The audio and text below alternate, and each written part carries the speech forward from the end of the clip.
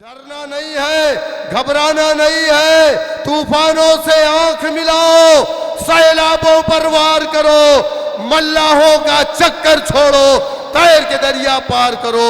आने वाली के नीचे से खंडर जरूर निकलेगा, जमीन के नीचे से खंडर जरूर निकलेगा, हमारे नाम का पत्थर जरूर निकलेगा।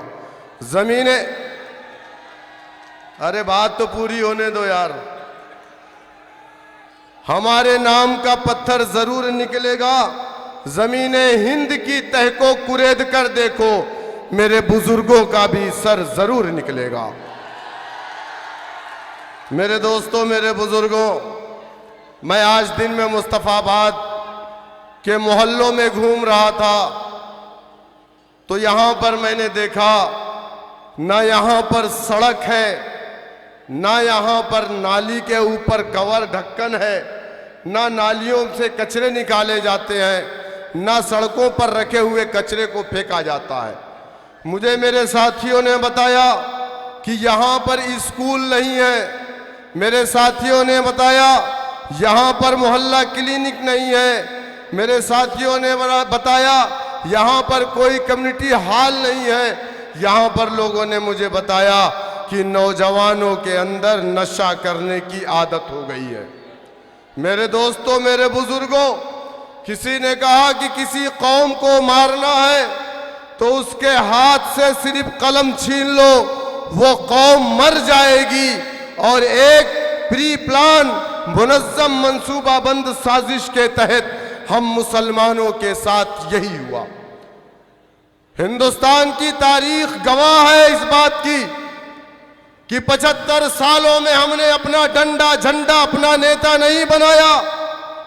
आजादी के बाद लखनऊ के अंदर रिफाए आम क्लब में 1947 में दिसंबर के महीने में एक कन्वेंशन बुलाया गया और कहा गया है, मुसलमानों, वतन अजीज आजाद हो गया है, तुम अपना कोई सियासी लीडर मत बनाना, तुम अपना डंडा अपना झंडा अपना नेता नहीं बनाया।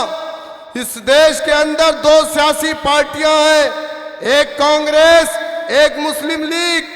लेकिन ए मुसलमानों, मुस्लिम लीग तुम्हारी पार्टी नहीं है। हमने लब्बैक कहा, हमसे कहा गया कांग्रेस तुम्हारी पार्टी है, हमने लब्बैक कहा, कांग्रेस पार्टी को अपनी पार्टी माना, उसके डंडे झंडे को अपने कंधों पर रखा, जिंदाबाद के नारे लगाए, वोट दिया, नोट दिया, सपोर्ट किया। इस मुल्क के अंदर 1 साल 2 साल 3 साल नहीं, 60 साल तक इस मुल्क का इख्तिदार हमने कांग्रेस पार्टी को दिया। लेकिन क्या ये बात सच नहीं है? जब हमारा मुल्क आजाद हुआ, इस देश के अंदर मुसलमान सरकारी नौकरियों में 30% से ज्यादा था। लेकिन आज सरकारी नौकरियों में मुसलमान 1% नहीं है। बहुत सारे विभाग ऐसे हैं जिसमें आप 0 है, वहां पर आपको सरकारी नौकरी नहीं। कभी आपने सोचा आज पूरे हिंदुस्तान में मुसलमानों को मुसलमान के नाम से टारगेट किया जा रहा है, दाढ़ी टोपी गोश्त के नाम पर मारा जा रहा है। क्या मेरी बात गलत है? अगर आप पढ़ाई में अव्वल नंबर आते हैं तो टेलीविजन पर चलाया जाता है एजुकेशन जिहाद। चलाते कि नहीं चलाते? हमारे यहाँ उत्तर प्रदेश में तो हमारे मुख्यमंत्री साहब, वहाँ की कैबिनेट ने मिलकर के जिहाद के नाम से एक कानून बना दिया, लव जिहाद। इनको मालूम नहीं है जिहाद का मतलब क्या होता है। जिहाद का मतलब उन अंग्रेजों को मालूम है जो हमसे आजादी की लड़ाई में लड़ रहे थे। जब जिहाद का नाम सुनते थे तो उनकी पैंट गीली हो जाती थी। आज टारगेट हमारा मदरसा है, हमारी मसाजिद है। उत्तर प्रदेश में या पूरे हिंदुस्तान में, इसी दिल्ली के अंदर मुसलमानों को नमाज पढ़ते हुए पुलिस वालों ने लात से मारा।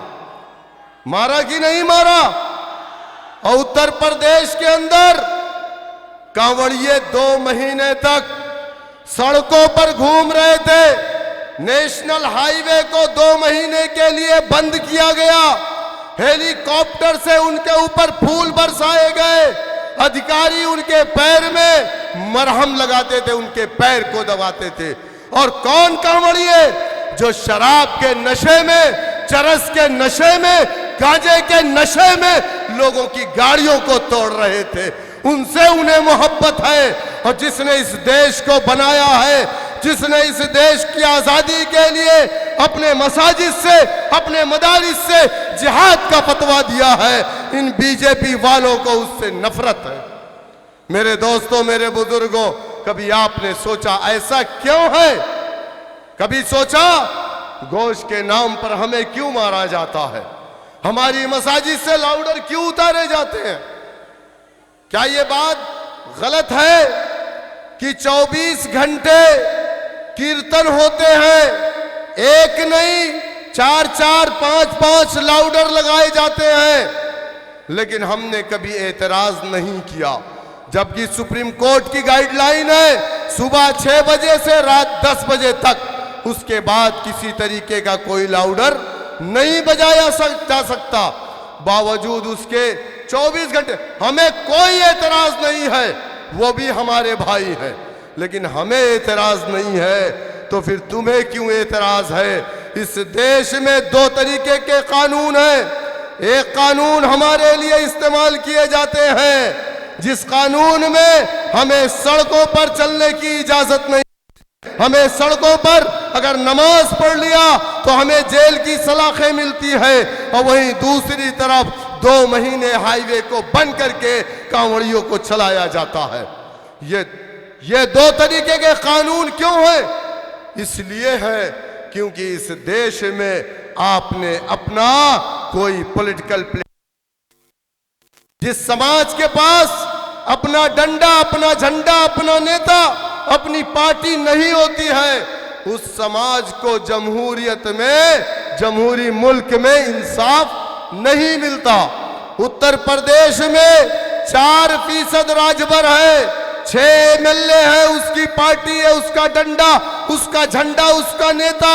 11% निषाद है, उसकी पार्टी, उसका नेता, उसका डंडा, उसका झंडा।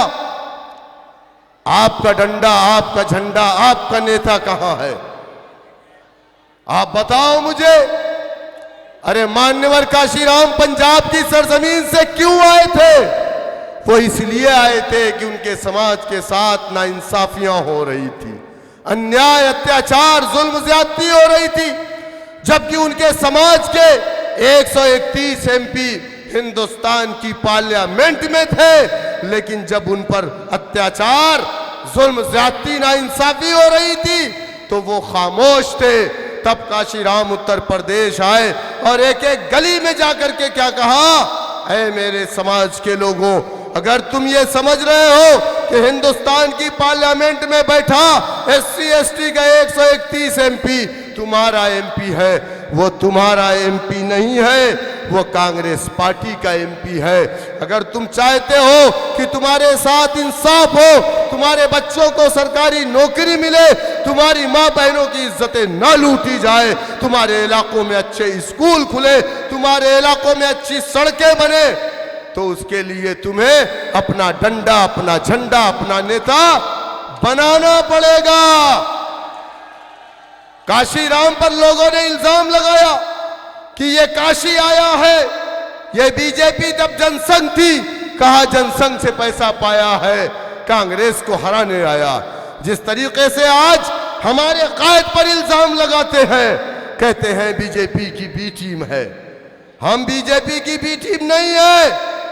जिस तरीके से काशीराम पर इल्जाम लगाने वाला कोई मुसलमान नहीं था, बल्कि उनके समाज का वो पुराना कांग्रेसी था, जिसको ये लगा कि काशीराम आएगा तो हमारी दलाली की जो दुकान है वो बंद हो जाएगी। हम पर इल्जाम लगाने वाला कोई हिंदू भाई नहीं है। हमारे दोस्त हिंदू भाई तो कहते हैं कि अगर हमारे पास इतना काबिल लीडर होता तो हम उसकी पूजा करते, लेकिन तेरा समाज कब समझेगा जो तेरे लीडर पर इल्जाम लगाता। हम पर इल्जाम लगाने वाले मुसलमान हैं, और वो मुसलमान जो आम आदमी पार्टी के चपरासी हैं, वो मुसलमान जो कांग्रेस पार्टी के दलाल हैं, वो मुसलमान जो बीजेपी के अंदर जाकर के अपने पेट को भरने के लिए हमें बुरा भला कहते हैं। मेरे दोस्तों, मेरे बुजुर्गों, मेरी आपसे अपील है, पूरे दिल्ली में 2 विधानसभा लड़ रहे हैं, एक मुस्तफाबाद, दूसरी ओखला। मैं उत्तर प्रदेश के रहने वाले तमाम लोगों से यह कहना चाहूंगा कि यह एक बेहतरीन और सुनहरा मौका मजलिस इत्तेहादुल मुस्लिमीन ने आपको दिया है। इसलिए मुत्तहिदा तौर पर जीत हार का फैसला अल्लाह सुब्हानहू तआला करता है। अल्लाह ने कुरान में फरमाया, कुलिल्लाहुम्मा मालिकल मुल्क तूतिल मुल्क, अल्लाह जिसको चाहता है दुनिया के अंदर हुक्मरान बनाता है। अल्लाह ने दुनिया में फिरौन, नमरूद, शद्दाद, कारून को हुक्मरान बनाया कि नहीं बनाया? लेकिन यूसुफ अलैहिस्सलाम को भी कुएं से निकाल करके मिस्र का बादशाह बनाया कि नहीं बनाया? मेरे दोस्तों, मेरे बुजुर्गों, एक तरफ जितेंद्र है और दूसरी तरफ महेंद्र है, और दोनों खालाजाद भाई हैं। अब फैसला आपको करना है कि जितेंद्र तुम्हारा लीडर है या महेंद्र तुम्हारा लीडर है। एक ये कहता है कि मुस्तफाबाद में नहीं जाऊंगा, वहां का मुसलमान बीजेपी के डर से मुझे वोट डालेगा, और कहता है कि तुम मुझे वोट दो, मैं तुम्हें अयोध्या राम मंदिर का दर्शन फ्री में करवाऊंगा, कहता है ना। और दूसरा कहता है तुम मुझे वोट दो, मैं तुम्हें मथुरा और काशी दिलवाऊंगा। दोनों में कोई फर्क नहीं है, दोनों एक सिक्के के 2 पहलू हैं। मेरे दोस्तों, मेरे बुजुर्गों, मेरी आपसे अपील है, डरना नहीं है, घबराना नहीं है, तूफानों से आंख मिलाओ, सैलाबों पर वार करो, मल्लाहों का चक्कर छोड़ो, तैर के दरिया पार